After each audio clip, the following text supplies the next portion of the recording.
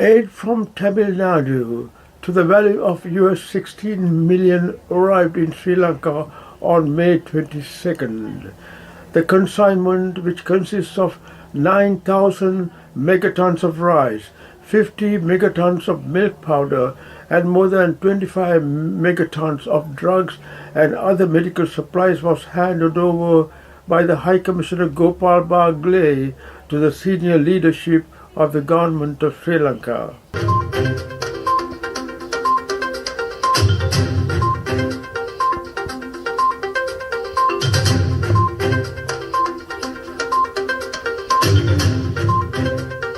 This commitment translates to more than Sri Lanka rupees 5.5 billion. The assistance from the people of Tamil Nadu complements with multi-pronged efforts undertaken by the government of India by standing with their brethren in Sri Lanka. Several private and social organizations from India have sent assistance to Sri Lanka to meet various urgent requirements.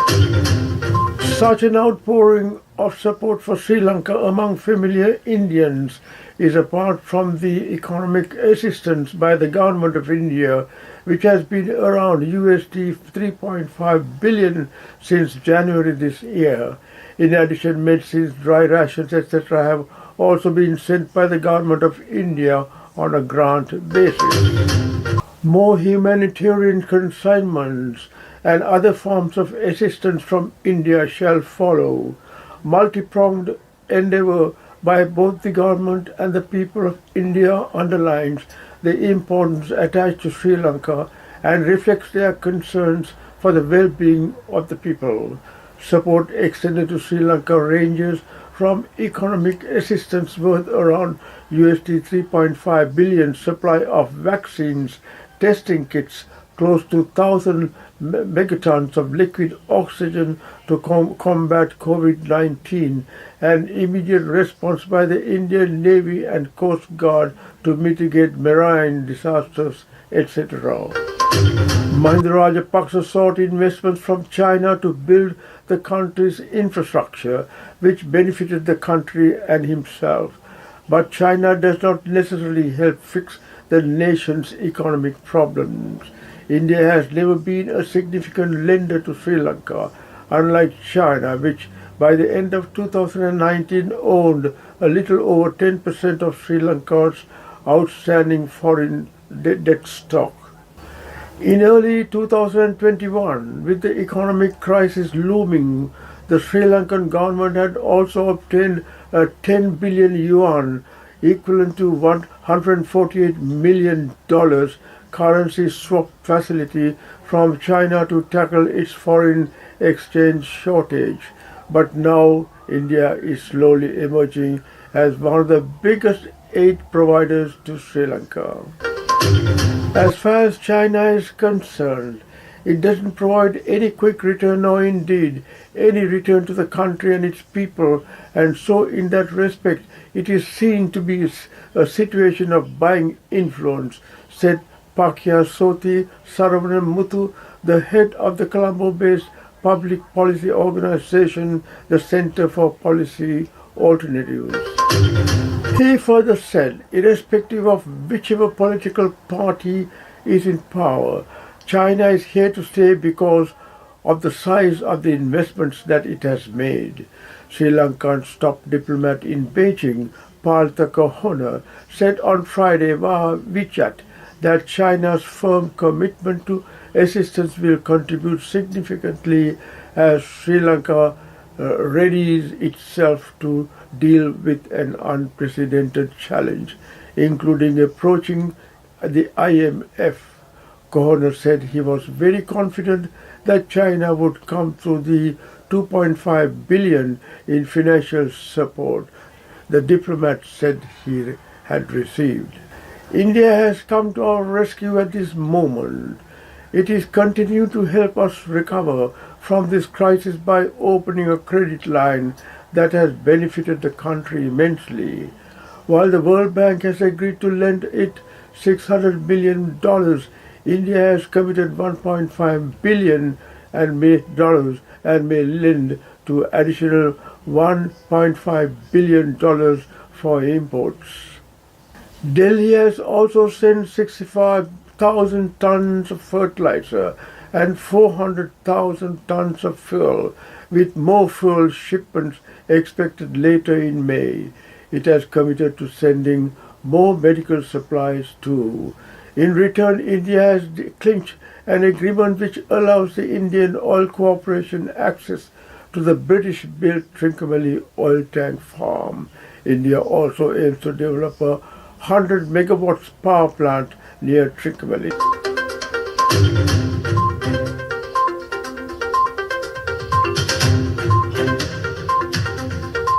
Litro gas distribution plan. Litro gas cylinders will be distributed to 416 areas to the names of selected dealers in the various cities and towns in the country according to COPE Committee. COPE stands for Committee on Public Enterprise. The Committee on Public Enterprise has instructed Litro Gas to distribute 60% of its LP gas cylinders to highly populated areas like Colombo and Gampa and districts with limited alternative energy sources. Accordingly, it was decided that 60% of the gas cylinders distributed daily would be distributed to Colombo and Gampa districts. The company announced when it appeared before the COPE yesterday to comment on the gas distribution delay. Professor Charita Herath, chairman of the Committee on Public Enterprise, has instructed that these distributions be made within 1 week. Gas is distributed through 42 key agents and other sub-agents island-wide, Vijita Herath, chairman Litro, said. He said that due to the inclement weather, it was difficult to connect the buoy at Muthuraja Vela, and the ship had to be brought to the port of Colombo to unload gas. It has also been revealed that the gas supply could be maintained in the next 3 months through the $120 million received from the Indian Credit Facility. It was also recommended to publish the correct information on gas redistribution on the website and in a mobile application, and provide information through 24-hour hotline numbers. Petta Market is one of the Sri Lanka's most important and busiest commodity hubs in Colombo, where one can find various goods. Due to the economic crisis, business in Petta Market is not as prosperous as before. However, the wholesale food market, which is closely related to the lives of locals, is still bustling.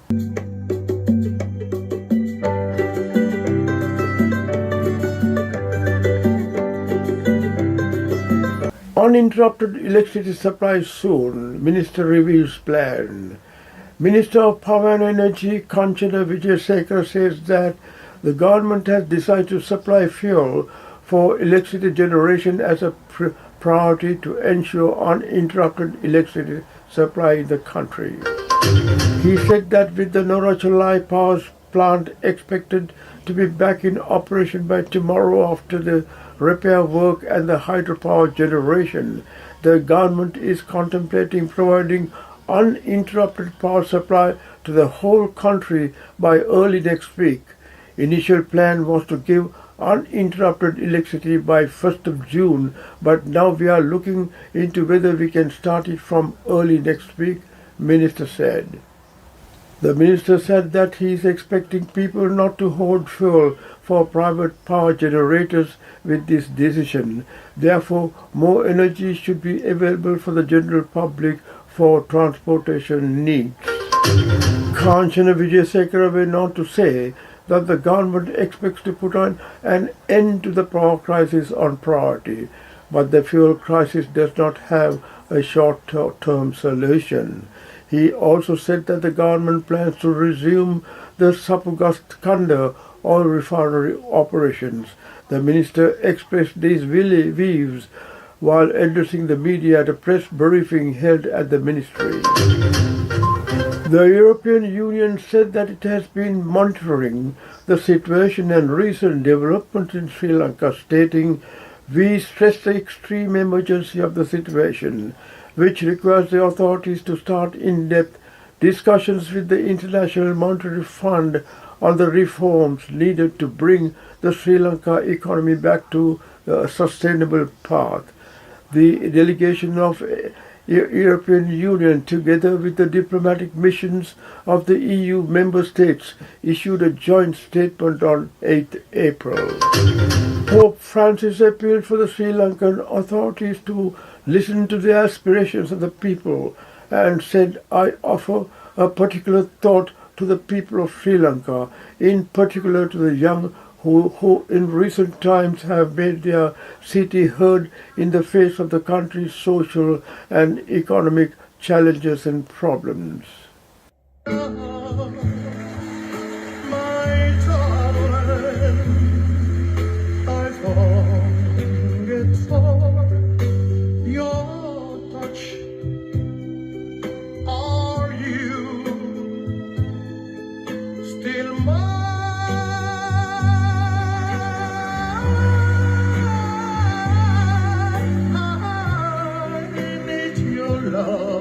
Nou, goed hoor.